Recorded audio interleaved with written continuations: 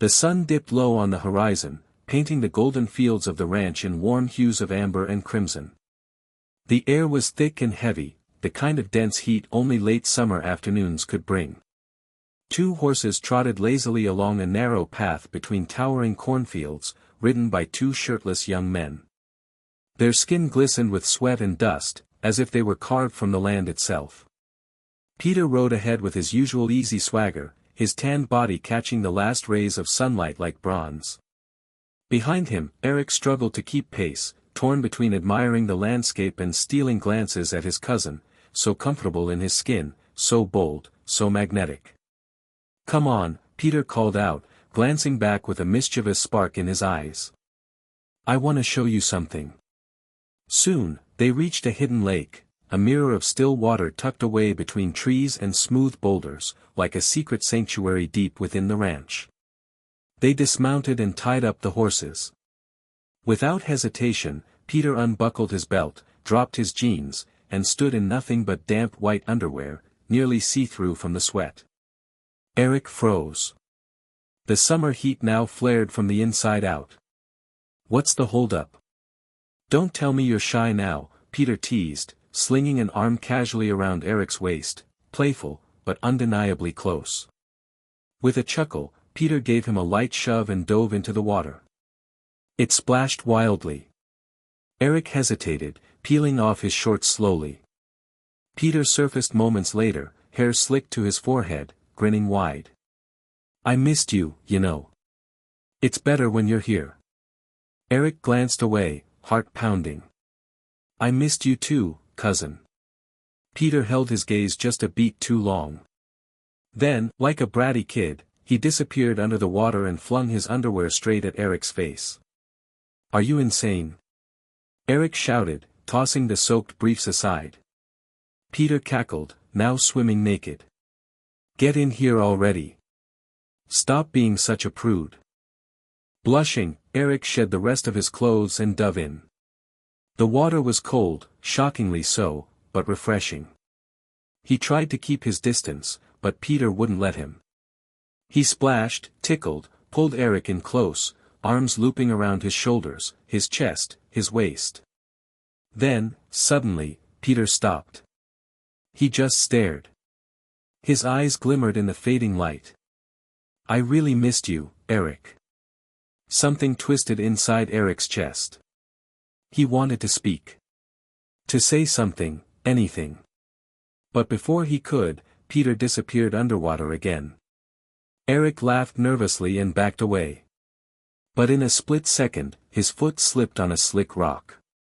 Panic surged.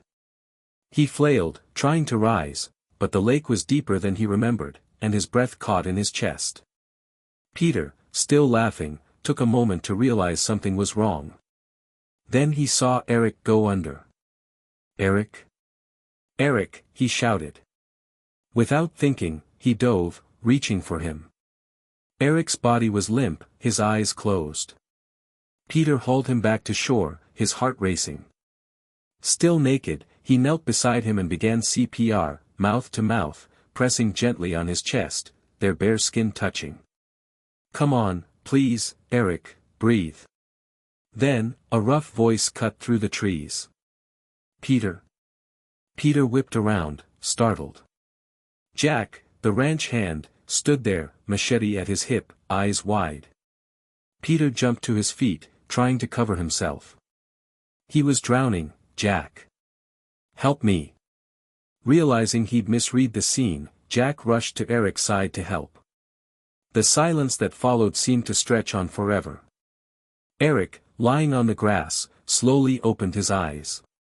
His vision was hazy, but above him, the sky blazed orange behind branches swaying gently in the wind.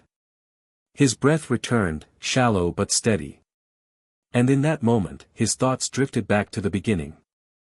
Coming to the ranch had felt like stepping into another world, hazy and surreal. The creaky wooden gate, chickens darting through the yard, the smell of hot earth and sweet cornbread in the air. It had wrapped around him like a long-lost hug. He'd stepped out of the car, backpack slung over one shoulder, glasses slightly crooked, eyes wide and hungry to take it all in.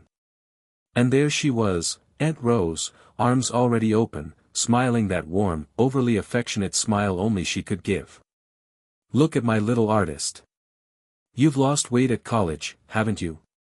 Aunt Rose teased, wrapping him in a tight hug.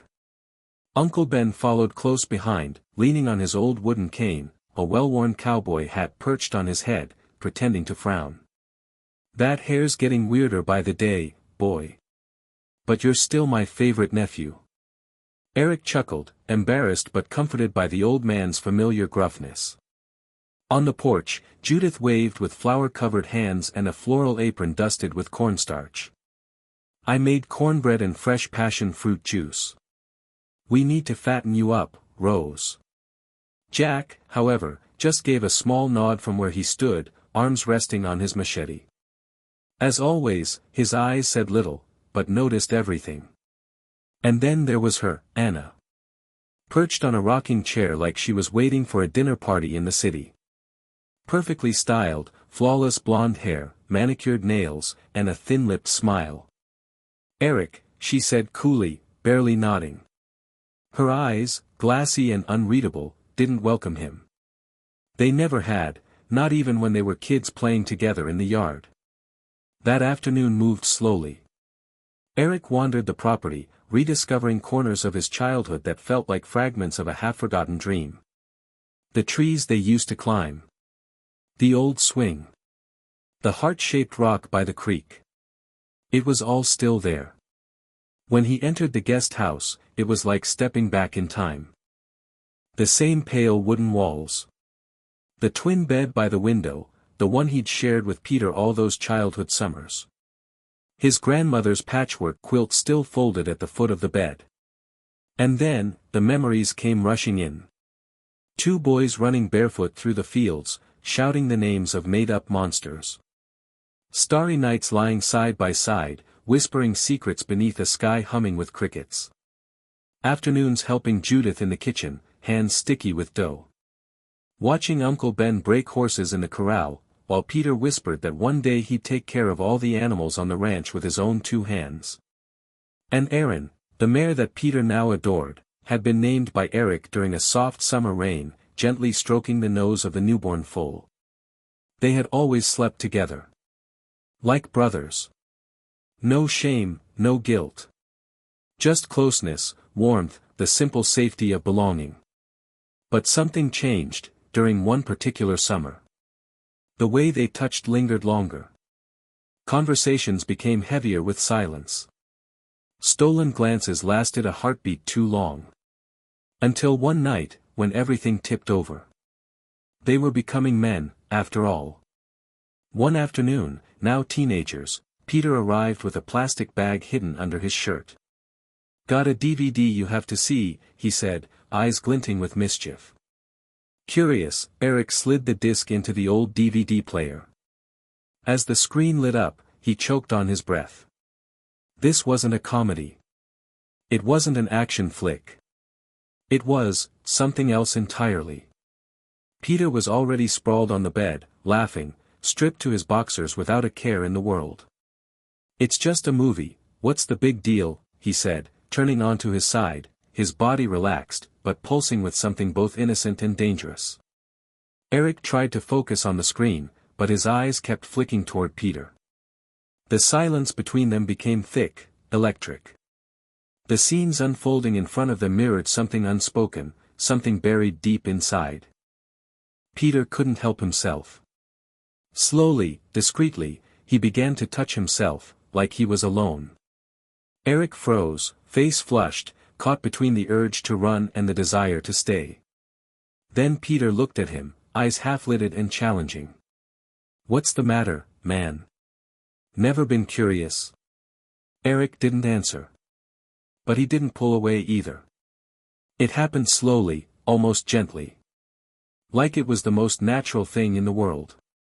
A closeness that had always existed, now shifting into something neither of them could name. Their hands shook, but still, they reached. A timid touch. An uncertain caress. And yet, every second of it burned itself into memory. Then, a sudden noise shattered the spell. The door swung open. "Boys, dinners." "Anna." She froze in the doorway. Her eyes locked onto the two boys, too close, too bare. Her face twisted in stunned disbelief. Peter yanked the blanket over himself, lightning fast. Eric turned away, his heart pounding in his ears, the world spinning out beneath him. Anna didn't say a word. She just closed the door with quiet force and walked away. In that moment, Eric knew, nothing would ever be the same again. The guest room was filled with the soft glow of a bedside lamp, casting a warm, amber hue across the wooden walls. The scent of mint soup still lingered in the air, blending with the faint sound of hushed, worried voices. Eric lay in bed, a thin cotton quilt pulled up to his chest. His cheeks had regained some color, and the scare at the lake now felt like a distant echo, except in Peter's eyes. Aunt Rose was fussing with the pillows around him, her touch sweet and rushed. Judith moved expertly between tasks, switching out damp cloths and fluffing the bedding. Uncle Ben leaned silently against the wall, his usual scowl softened into something almost tender. "Lost your touch with water, huh?" he joked dryly. "Too much city living. You're forgetting how to be a farm boy." Eric gave a small laugh, weak but touched by the concern all around him. On the floor, kneeling beside the bed, Peter held Eric's hand tightly in both of his. His thumb traced slow circles on the back of it, his gaze fixed, intense, almost guilty. Something in him trembled, as if he were afraid of what could have happened. "It was just a joke. I didn't know." "I'm okay," Eric interrupted softly. "Really?" Peter looked down and, without thinking, lifted Eric's hand to his lips. A quick kiss, but one full of emotion, apology, and something deeper he couldn't name. Rose exhaled. "All right, let's give the boy some peace." Judith added, "Peter, you're on soup duty. And no teasing." One by one, they slipped out, leaving the room steeped in a quieter, more private atmosphere. The door clicked shut behind them. Only the two remained. Eric, lying still, and Peter perched at the edge of the bed, his back tense, eyes unsettled. "I'm gonna take a quick shower," Peter said, scratching his head. "I'm sweaty as hell, and, well, I'm basically naked." Eric nodded sleepily. He heard the water turn on in the sweet small bathroom. Steam began curling beneath the door. Eric closed his eyes, trying to rest, but his mind wouldn't quiet. It replayed the lake, the heat of Peter's skin, the feeling that something more than rescue had happened in that water. A few minutes later, Peter returned, forgetting the towel. He stepped into the room completely naked, humming a tune, absent-mindedly rummaging through his bag for clothes. Eric opened his eyes. And froze. Peter's body, bronzed and sculpted from years of farm labor and gym hours, moved with unconscious ease. He showed no rush to cover himself. "Damn, someone's been bulking up," Eric muttered, trying to sound light, but failing to mask his nervous energy. Peter turned around, completely unfazed.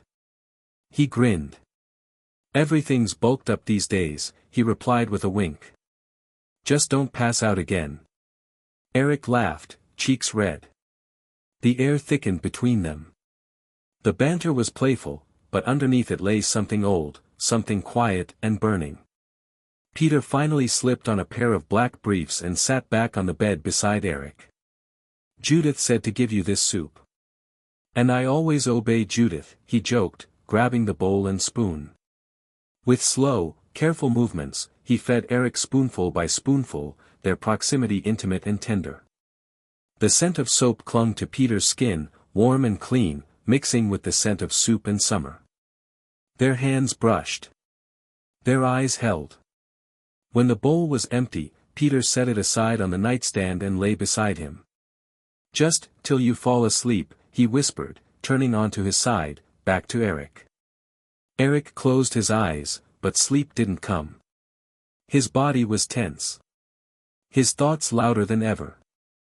In his half-dreaming mind, the images returned, the lake, the laughter, the feel of wet skin on skin. The memory of that night with the DVD. Of two boys not knowing what they were doing, only that they had to be close. His body responded. Like it always had. He let out a quiet sigh. Peter, he whispered, unaware he'd even spoken. Peter's eyes opened. He didn't move. Another soft, stifled moan. And then, he felt it. The heat. The tension in the body lying beside him. His heart skipped a beat. For a moment, everything froze, Eric's breath, the heat between them, the weight of a desire that had never been spoken but always lived between them. Quiet. Real. Burning. Peter closed his eyes again, slowly. Without turning, he whispered barely audibly. What are you dreaming about, Eric? The sun was already high when Eric opened his eyes. For the first time in a long while, his body felt light. The fear from the day before had melted into the night, along with the blurry dreams still echoing in his mind. Peter was gone, the only trace left was a crumpled pillow and the faint scent of soap lingering in the air. Down in the kitchen, Judith greeted him with a bright smile. You look like someone who's come back to life, she said, serving up a hearty plate of couscous and eggs. After breakfast, Eric grabbed his sketchbook and followed an unexpected urge to walk out to the small studio tucked behind the stables, a simple wooden shed with wide windows and the unmistakable scent of old paint. There, among blank canvases and forgotten brushes, something stirred in him. Inspiration. With trembling hands, he started to paint. At the center of the canvas, Erin, the white mare, began to take shape, her coat bathed in golden light. But it wasn't just her. Slowly, the outline of Peter appeared riding atop her, like a memory filtered through longing and color.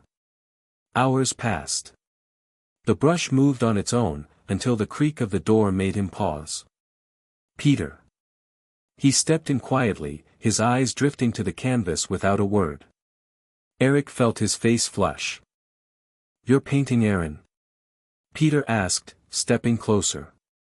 But with one more glance, he saw it, himself, on the mare. The body. The posture. The stare. Eric looked away, suddenly shy. Just felt inspired, he murmured. Peter nodded, though something about him was off. He seemed quieter than usual. Reserved. Like something inside had shut down. That evening, the porch had been set for dinner. Judith had pulled out the embroidered linens and lit candles for a touch of celebration, though for Eric, everything felt slightly out of place. Anna arrived in high heels and a tight dress, her perfume far too heavy. When she spotted Eric, she paused, just a little too long, then smiled sweetly. Well, look who survived, she said, her voice syrupy. Almost drowned, lucky you had a hero to save you. Eric smiled awkwardly. Guess so. During dinner, Anna dominated the conversation. She sat close to Peter, touching his arm frequently, laughing loudly at his jokes. Rose watched closely, reading between every gesture. Ben, meanwhile, seized the moment to echo his long-held hope. Peter, you know how beautiful a union between our families would be, right? It's about time you gave me a grandchild. Anna beamed. Oh, Uncle Ben, we're still young. But who knows, maybe soon. Peter lowered his gaze to his plate, silent. Eric felt invisible.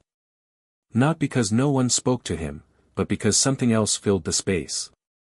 Something thick and suffocating, like there was no place for him at that table. A little later, he stood up. I'm heading to bed. Want to be fresh for tomorrow. Peter gave a quick glance. Good night, cousin. Once Eric and the others had left, the atmosphere shifted. Anna leaned in closer. Her hands, once subtle, started to explore, brushing Peter's arm, his neck, his chest. Peter, slightly buzzed from wine, didn't pull away at first. The alcohol dulled the lines. Blurred the thoughts. Anna kissed him. Her mouth warm, body pressing close. For a brief moment, Peter let himself feel it. Then, Eric's face flashed in his mind. That shy smile. The whispered name from the night before. Anna didn't notice. She kept going, pulling him closer, confident she was winning the game. But Peter stopped. His mind spun with fragmented thoughts. The images swirled. Anna's touch didn't spark what he expected. It was like seeking warmth where only an echo remained. I'm sorry, he whispered, stepping away carefully. Anna frowned. What's wrong? Peter stayed silent. He picked up his beer, took a long draw. I can't. Not now. Anna crossed her arms, wounded and frustrated. You're acting weird, Peter. He simply nodded, staring off into the night, unable to shake thoughts of Eric from his head. The porch was quiet, but the air simmered. Anna straightened, her face sharp. It's because of him, isn't it? Your precious cousin. Peter's grip tightened around the bottle. The drink fueled anger and sadness tangled inside him. Don't you dare talk about him like that. He's gay, Peter. Everyone sees it, everyone except you, she snapped. Just shut up, Anna, he cut her off. Quiet, but firm. The silence that followed wasn't empty, it was heavy. Full of things unsaid. Anna grabbed her bag, mask of hurt and contempt on her face. Good night, Peter. She walked away. He didn't follow. Couldn't. His mind and body were somewhere else. He ran. The house lights were off. The night air was cool, but he felt nothing but heat burning through him. He climbed the guesthouse stairs, dizzy, chest aflame. Eric's face haunted his thoughts, the way he sounded in his sleep, the whispered name, that secret revealed too late. He pushed open the door gently. Eric was asleep, the quilt pulled down to his waist, part of his body exposed. Face turned into the pillow, breathing uneven. Peter, he murmured in dream, voice low, half lost. The name came out slow, intimate, heavy with meaning Peter wasn't sure he was ready to bear, emotion he maybe didn't want to face. Peter froze, held back by something familiar and terrifying. But then, acting on a rush of impulse, he stripped his shirt and jeans, body warm still from alcohol and buried longing. Carefully, he slipped into the bed, tucking himself behind Eric. The heat between them soared immediately, unavoidable. He pressed his lips against the nape of Eric's neck, his voice a breath. I'm here, Eric, is this what you want? Eric's response came faint, caught halfway between dreams and wakefulness. Peter, don't go. Her skin gooseflesh. Peter's hand traced the lines of Eric's body, soft and searching, like rediscovering a familiar map in the dark. Eric turned onto his side, eyes half open. They held each other's gaze for a moment that stretched into forever. Then, naturally, their lips met. It was a kiss taught with years of unspoken words, unvoiced confessions, unacknowledged longing. Still, the connection said everything. Hands found hands, bodies angled toward each other. The bed became a hidden refuge, something outside time. They discovered each other, as if shaped to fit perfectly. Peter whispered Eric's name between kisses, equal parts apology and gratitude. Eric returned the touch like a recognition of something he always knew but never named. When their pace slowed and presence fell softly over them, they lay in quiet harmony. Peter rested his face on Eric's shoulder. Eric smiled gently, eyes closed. Sleep found them both, near and whole, with a quiet warmth that no dream could ever capture. The morning light was already spilling through the window when Peter stirred awake, still caught in the haze of a hangover. The heat of the room, the scent of fabric and skin. And then, reality hit him like a bucket of ice water. His bare body was pressed against Eric's. An arm draped over his cousin's waist, fingers tangled in the wrinkled sheets. He could feel the warmth of the other body against his, the calm, rhythmic breathing. For a split second, his foggy mind thought it was Anna. But it wasn't. It was Eric. And it had happened. Peter pulled away carefully, like stepping onto fragile ground. His heart thudded in his chest, and a hot wave of shame surged through his veins. He got up in silence, gathering his clothes off the floor and slipping out of the room, dressing hastily in the hallway. Outside, the morning air felt drier. He crossed the yard in long strides, eyes fixed ahead. Without a word to anyone, he mounted Aaron and rode off, not knowing where he was going, just needing to breathe, to think, to be alone. Riding was how Peter processed the world. How he ran. How he found himself again. The wind in his face, the pounding of hooves, the dry earth kicking up behind him. "What the hell did I do?" he muttered into the open fields. Eric didn't wake until hours later, still sunk into the bed, sweaty and disheveled. His body felt strangely light, but his mind buzzed with uncertainty. Had it all been a dream? Or had it really happened? He sat up slowly, pulling on a light shirt before heading to the kitchen. The clock read nearly noon. Judith greeted him with a warm smile. "You slept like a rock, huh?" Eric nodded, trying to act natural. He sat down, barely touching the food, when the familiar sound of hooves echoed from outside. Peter was back. His chest tightened. Peter walked into the kitchen, dusty and dripping with sweat. He didn't even pause, just grabbed a glass of water, barely glancing in Eric's direction. "Sleep all right?" he asked, flatly. "Yeah, and you?" No answer. Peter took a long drink, then left. That coldness cut deeper than anything else. Eric sat there stunned, not sure if he'd done something wrong, or if it had all just been some hazy, regrettable blur. But the emptiness in his chest was very real. Later, he returned to the studio. He stared at the unfinished painting, Peter on Aaron. This time, he dared to paint the upper half shirtless, just as he'd seen him countless times around the ranch. Every brushstroke was a memory, a glance, a touch, a feeling. But something blocked him. As if what he really wanted to paint couldn't be put into lines or color.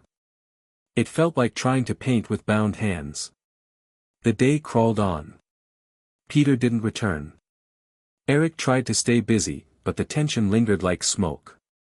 Only at dinner, when the family gathered on the porch, did Peter show up again. But he wasn't alone. Anna was on his arm, smiling brightly, clinging to him like a prize. Peter laughed loudly, played it up for everyone, even Judith. There was something performative about it all. Forced. Like he was trying too hard to prove something, or hide it. "I'm crashing at Anna's tonight," he said, loudly. "The guest room's already taken, right?" Everyone chuckled. Everyone, except Eric, who swallowed hard. Uncle Ben clapped his son's shoulder. "That's my boy. Time to start thinking about the future." Eric lowered his gaze. The food suddenly tasted like nothing. Later that night, Peter was alone with Anna. He'd had more to drink than usual. His limbs were loose, his head spinning, but the desire, the pull, wasn't there. Anna leaned into him, whispered, touched, kissed. He closed his eyes, tried to go along with it. But all he saw was Eric. The touch he longed for was different. The warmth he remembered belonged to another night. Another body. Another name. He kissed Anna. Tried to respond to what she offered. His body reacted, but not to her. It was like forcing the wrong piece into a puzzle.